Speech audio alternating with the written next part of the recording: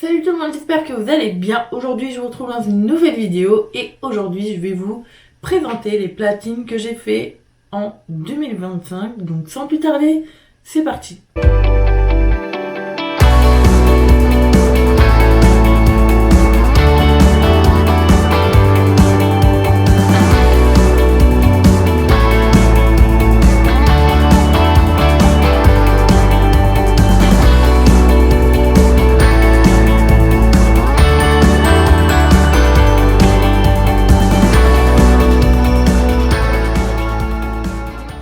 En 2025, j'ai platiné 2, 4, 6, 8, 9 jeux, donc c'est quand même pas mal.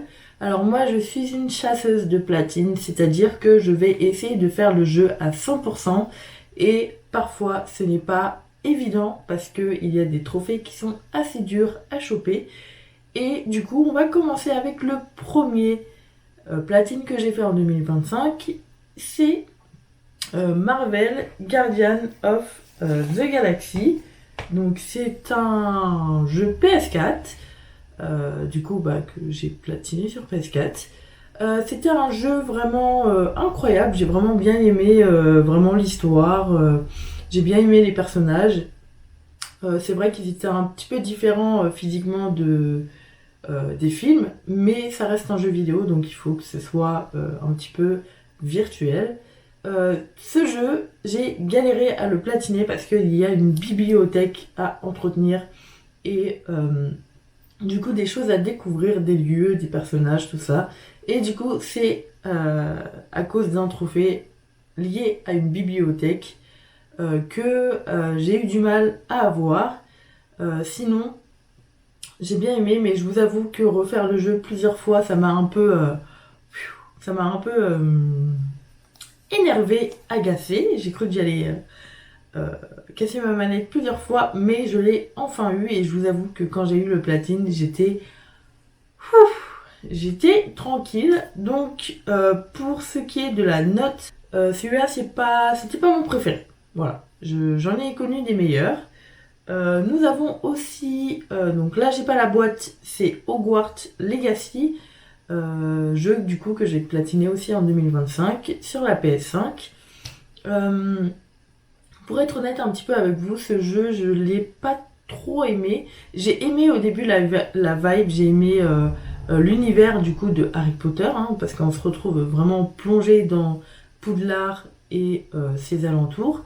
Et du coup ce jeu j'ai bien aimé, mais la chasse aux platines était vraiment fatigante entre pareil tout à découvrir, toute la bibliothèque, tout les coffres de collection, toute la collection voilà à obtenir était vraiment un peu longue, mais j'espère que pour le prochain Hogwarts Legacy ils vont faire un petit effort parce que vraiment sur le platine il était vraiment les épreuves de Merlin, les clés à trouver, tout, enfin bref. C'était assez long et sans compter à toujours les mêmes phrases que l'on entend dans le jeu. Au bout d'un moment, ça commence à... Donc j'ai bien aimé, mais peut mieux faire pour un jeu de cette envergure. Ensuite, j'ai platiné aussi Horizon Forbidden West, donc qui est la suite de Horizon Zero Dawn. Donc Horizon, c'est une licence que j'apprécie particulièrement parce que j'aime bien tout ce qui est un peu féminin. Donc on incarne une héroïne et donc du coup c'est la suite du Zero Dawn et j'ai bien aimé ce jeu, j'ai bien aimé l'histoire, j'ai bien aimé toutes les découvertes qu'on a pu avoir dans ce jeu. C'était une très belle suite et vraiment moi j'ai adoré ce jeu.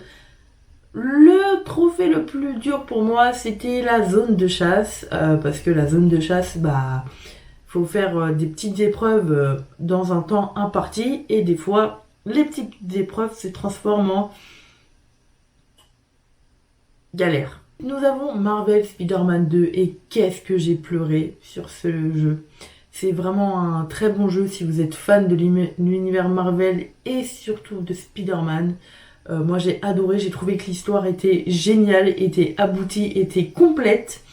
Et c'est vrai que bah, c'était pour moi le meilleur jeu de mon année 2025. C'était celui qui m'a fait le plus pleurer.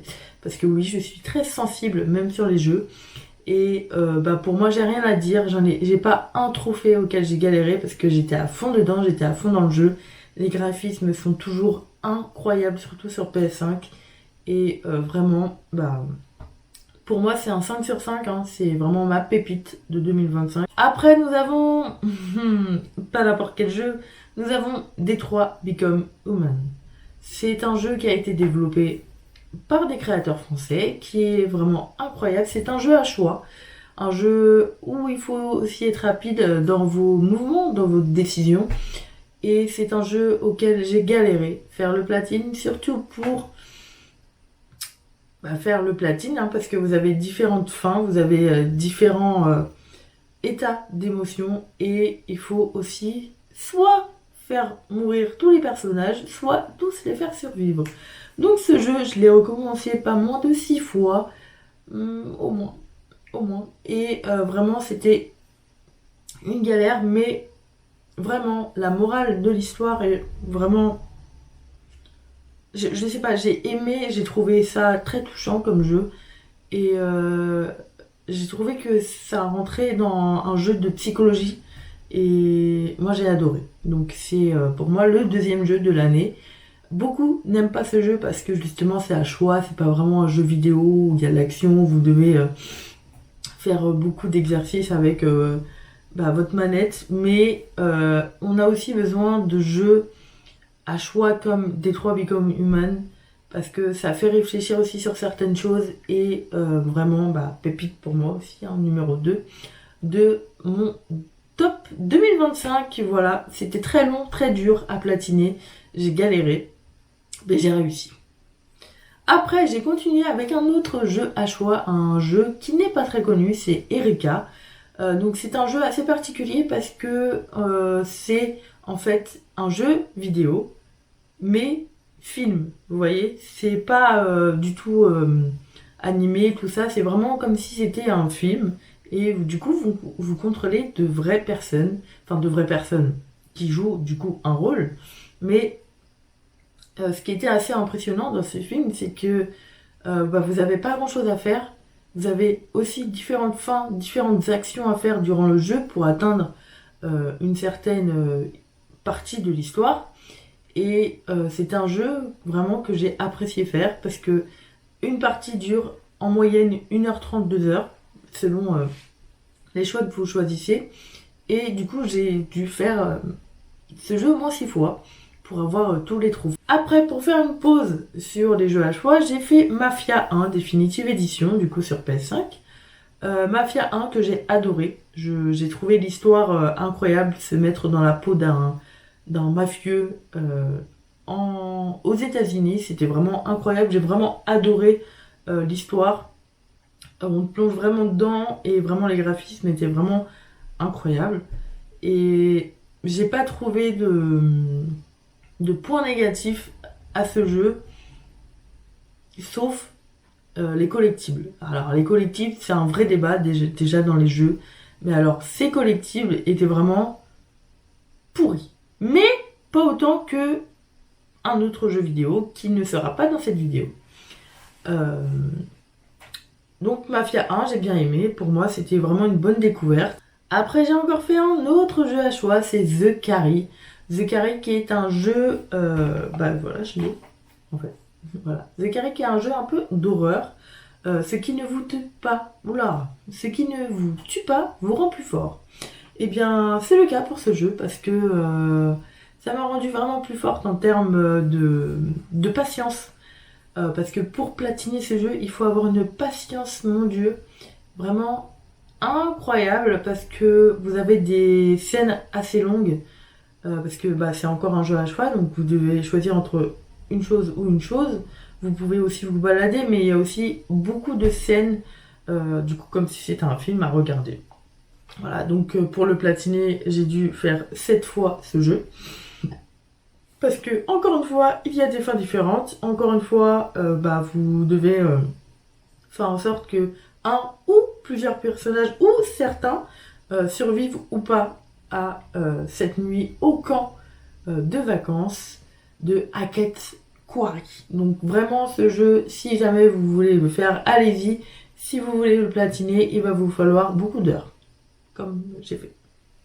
Et enfin, le dernier jeu que j'ai platiné cette année 2025, c'est Power Wash Simulator. Alors vous allez vous demander, mais pourquoi j'ai fait ce jeu, pourquoi je l'ai platiné? Eh bien tout simplement parce que ça m'a calmé. Fin d'année qui était assez fatigante, et du coup il me fallait un jeu pour me détendre. Et Power Wash Simulator m'a beaucoup aidé sur ce point. En vrai, il n'est pas difficile à compliquer, il faut juste regarder quelles sont les étapes à faire avant de remplir une mission. Et voilà, ça peut être très long, il y a des missions qui durent au moins 4 ou 5 heures. Faut être patient, faut avoir le sens du détail et faut pas s'énerver. Mais moi, du coup, ça m'a calmé, donc ça m'a aidé. Donc voilà pour ce jeu, Power Wash Simulator, qui était le dernier jeu à être platiné en 2025.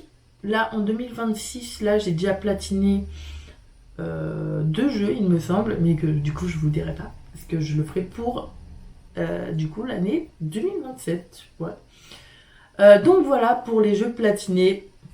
Moi j'ai ma petite astuce pour platiner des jeux, c'est que je note dans un carnet tous les trophées de chaque jeu, comme ça je peux avancer, je me spoile pas parce que en fait je les note quelques jours, quelques semaines à l'avance pour oublier après les trophées, et je me suis jamais spoilé de quelque chose, donc voilà, là je suis en train de jouer à Tomb Raider, et c'est un jeu qui va être très compliqué à platiner. Tomb Raider 1, bien sûr, remastered, et après ce sera le 2, 3, 4, 5, 6 à platiner, et les prochains qui vont arriver. Donc voilà, la vidéo est maintenant terminée, j'espère qu'elle vous aura plu. N'hésitez pas à me dire en commentaire si vous jouez aussi aux jeux vidéo, et si oui ou non vous êtes pour la chasse aux platines. Moi, c'est ma passion première actuellement. Donc, voilà. Sur ce, je vous souhaite à tous une très bonne journée, une très bonne soirée, et à bientôt dans une nouvelle vidéo. Salut!